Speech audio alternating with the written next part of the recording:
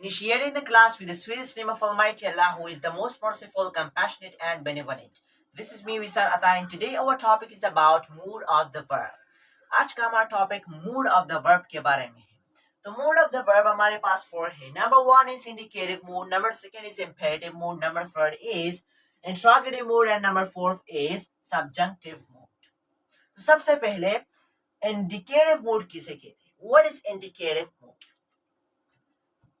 Indicative mood ये हमारे पास एक मूड ऑफ द वर्ब है.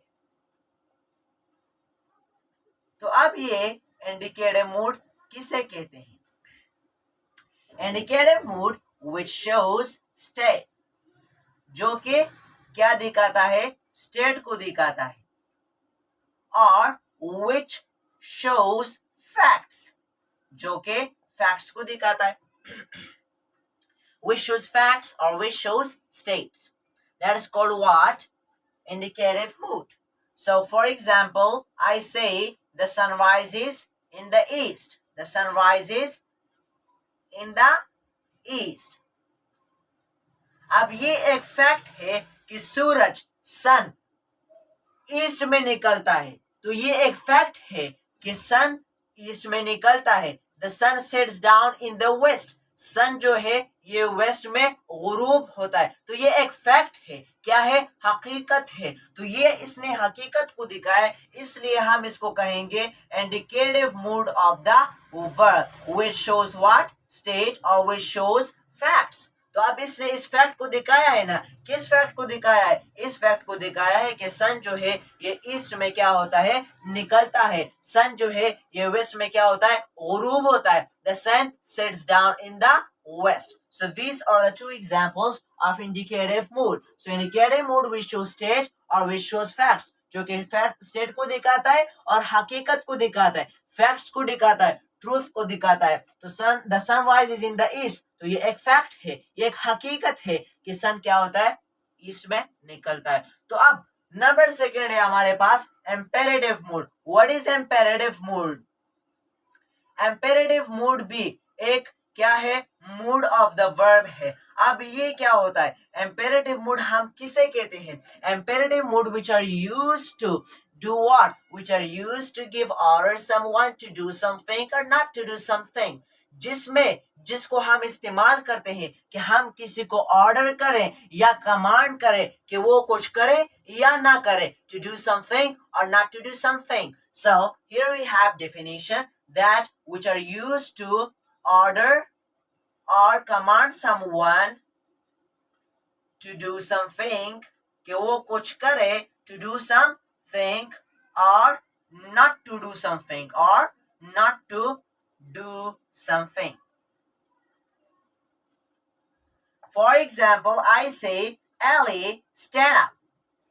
तो अब इसमें मैंने अली पर कमांड किया है. क्या किया है? कमांड, उसको ऑर्डर दिया है कि हे अली स्टैंड अप. तो उसको मैंने ऑर्डर दिया कि तुम खड़े हो जाओ. तो अब इसमें जब मैंने ऑर्डर दिया है तो ये कौन सा मूड ऑफ द वर्ब है? Imperative mood of the verb है. कौन सा? Imperative mood of the verb. तो जिसमें भी हम क्या करें, किसी को ऑर्डर करें या कमांड करें कि वो कुछ करे या ना कुछ करे, to do something or not to do something, that is called what? Imperative mood. So what is imperative mood? Ladies and gentlemen, if somebody wants to ask you, sir, what is imperative mood? So you are going to say that imperative mood which shows what?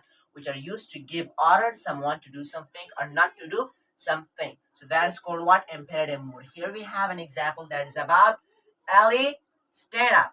That is Ali stand up. तो ये हमारे पास क्या है? Example है. So now we have another mood of the verb, that is interrogative mood. अब interrogative mood क्या है? What is interrogative mood? Interrogative mood हम किसे कहते? Which are used to ask questions. जिसको हम इस्तेमाल करते हैं कि हम questions करें. क्या करें? Question which are used to ask what? To ask questions. For example, do you watch TV? Do you play cricket? क्या तुम क्रिकेट खेलते हो? क्या तुम टीवी को देखते हो? Do you play football? क्या तुम फुटबॉल को खेलते हो? तो ये मैं आपसे क्वेश्चन कर रहा हूं। तो अगर मैं आपसे ये क्वेश्चन करूंगा कि डू यू प्ले क्रिकेट, क्या तुम क्रिकेट खेलते हो? या डू यू प्ले फुटबॉल, क्या तुम फुटबॉल खेलते हो? और डू यू वॉच टीवी, क्या तुम टीवी को देखते हो? Do you watch television? Do you play cricket? Do you play football? Do you play tennis? Do you watch TV? So ये सारे हमारे पास एग्जाम्पल्स है जिसमें हमने क्वेश्चन को पूछा है, which are used to ask questions। तो इसको हम फिर क्या कहेंगे?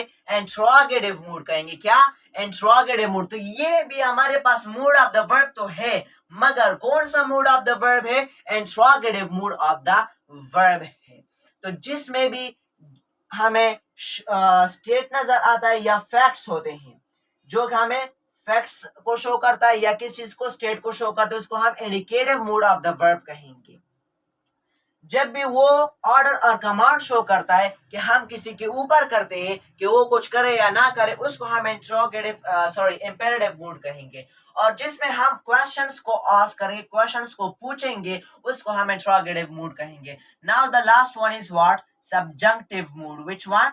Subjunctive mood. तो ये अब सब्जंक्टिव मूड क्या है?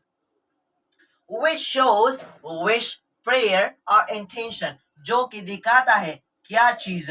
which shows or refers what? wish or prayer or intention, जो कि wish को दिखाता है या prayer को दिखाता है या intention को दिखाता है। which refers or which shows wish or prayer or intention. So here we have an example. May God bless you. May God bless you. So this is the example. ये जो example है ये क्या है? Subjunctive mood of the verb है। क्या? Subjunctive mood of the verb. May God bless you. तो ये क्या हो गया हमारे पास? सब्जंक्टिव मूड, जो कि क्या दिखाता है? विश दिखाता है और प्रेयर दिखाता है। तो so this all are the moods of the verb. ये सारे हमारे पास मूड ऑफ द वर्ब है, जो कि 4 है: indicative mood, imperative mood, interrogative mood and subjunctive mood. Thank you very much for watching us. Thank you.